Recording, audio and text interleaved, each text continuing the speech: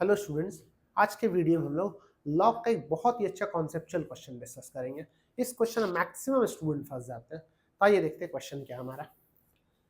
Log 2 का value दे रखा nearly equal to 0.3।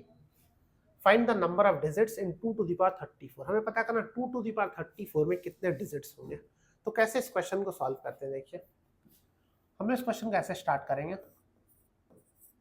Log 2 to the power 34 को हम लोग क्या लिखते हैं?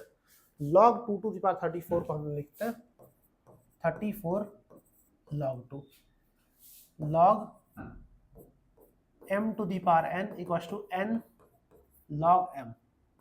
ये कॉन्सेप्ट आपको ध्यान रखना।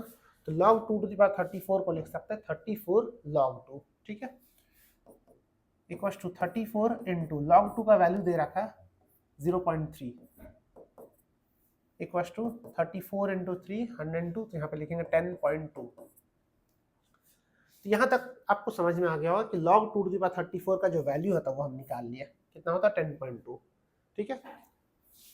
इसको लिख लेते हैं यहाँ पे log 2 to the power 34 equal to 10.2। अब इसके हेल्प से हम लेकर के आएंगे 2 टू द पावर 34 में कितने डिजिट्स होते हैं। तो यहाँ से हम लोग एंटी लॉग का कॉन्सेप्ट लगाएंगे, लॉग यहाँ से हटाएंगे। तो कैसे हटाते हैं वो देख लीजिए। जैसे 2 to the power 3 equal to 8 होता है, तो जब लॉग लगाते हैं हम लोग क्या लिखते हैं? log 8 base 2 equal to 3। अगर ऐसा लिखा log 8 बेस 2 इक्वल टू 3, तो अगर लॉग हटाएंगे क्या लिखेंगे? 2 to the power 3 equal to 8। ये ऐसे जाता है 2 to the power 3 equal to 8। तो इस हिसाब से यहाँ से अगर आप लॉग हटाएंगे तो यहाँ पे मैक्सिमम लोग एक गलती करते हैं 2 to the power 10.2 equal to 34 लिख देते हैं। ऐसे नहीं लिखना। क्यों? क्योंकि इसका बेस नहीं है। ध्यान दीजिए, बेस नहीं है इसका, यहाँ पे इसका बेस है। तो बेस अगर मिसिंग है तो बेस क्या होता है उस केस में? यहाँ पे बेस होना चाहिए 10।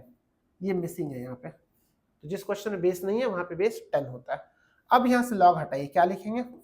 10 to the power 10.2 equal to 2 to the power 34। I hope ये समझ में आया होगा। 10 to the power 10.2 equal to 2 to the power 34।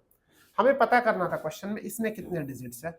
तो 2 का पावर 34 में कितने डिजिट्स है ये पता करना मुश्किल है, लेकिन 10 टू द पावर 10.2 में कितने डिजिट्स है ये आप इजीली पता कर सकते हो। दोनों तो इक्वल है, तो ये पता कर लेते हैं 10 टू द पावर 10.2 में कितने डिजिट्स होंगे। तो आप देखिए 10 का पावर जब 1 लिखते हैं तो वो 10 बनता है, उसमें एक जीरो होता है, मतलब 2 डिजिट्स होते हैं। 10 का पावर अगर 2 लिखेंगे तो 100, मतलब यहाँ पे 3 डिजिट्स होंगे। 10 का पावर 3 लिखेंगे तो 4 डिजिट्स होगा। तो अगर 10 का पावर आप 10 लिखे तो 11 डिजिट्स होना चाहिए, और 10 का पावर अगर यहाँ पे 11 लिखे तो 12 डिजिट्स होना चाहिए।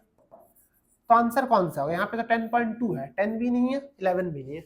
यहाँ पे कंफ्यूज, देखिए क्वेश्चन में 11 भी दिया होगा, ऑप्शन में 12 भी दिया होगा। तो एक चीज समझिए, 10 का पावर जो 10 है वो 11 डिजिट का स्मॉलेस्ट नंबर है। 10 का पावर जो 11 है वो 12 डिजिट का स्मॉलेस्ट नंबर है। स्मॉलेस्ट क्यों? देखिए 10 टू द पावर 2 क्या है? 3 डिजिट का स्मॉलेस्ट नंबर है ये। इसमें से आप कुछ भी कम कर दीजिए, 2 की जगह 1.9 भी लिख दीजिए तो वापस से इसमें से एक डिजिट कम हो जाएगा। तो सिंपली 10 का पावर 10 में अगर 11 डिजिट्स है और 10 का पावर 11 में 12 डिजिट्स है, तो 11 से अगर कम होगा तो 11 डिजिट्स हो जाएगा। मतलब 10 टू द पावर 10 में और 10 टू द पावर 10 और 11 के बीच में कुछ भी नंबर आप लिखिए तो उसका नंबर ऑफ डिजिट्स 11 होता है। तो यहाँ पे क्या हो जाएगा? 11 डिजिट्स। 12 डिजिट तब तक नहीं हो सकता जब तक 11 नहीं बनेगा, ठीक है। एक बार फिर से इसको हम बता देते हैं कैसे स्टार्ट करना। यहाँ पे जो वैल्यू दिया है 2 टू द पावर 34 जो पूछ रहा, log 2 टू द पावर 34 का वैल्यू निकालेंगे। इसका वैल्यू 10.2 आया। अब यहाँ से एंटी लॉग करेंगे तो यहाँ से हमें वैल्यू मिला 10 टू द, ये जो नंबर है इसका वैल्यू हम लोग को 10 टू द पावर के फॉर्म में मिल जाएगा। और 10 टू द पावर के फॉर्म में जब नंबर आ जाए तो उसमें नंबर ऑफ डिजिट्स निकालना इजी होता है, ठीक है। इसका आंसर हो जाएगा 11 डिजिट्स, ठीक है। तो ये अच्छा कॉन्सेप्ट, आप इस क्वेश्चन को एक बार देख लीजिए, उसको प्रैक्टिस कर लीजिए। मिलते हैं हम नेक्स्ट वीडियो में। Thank you so much for watching.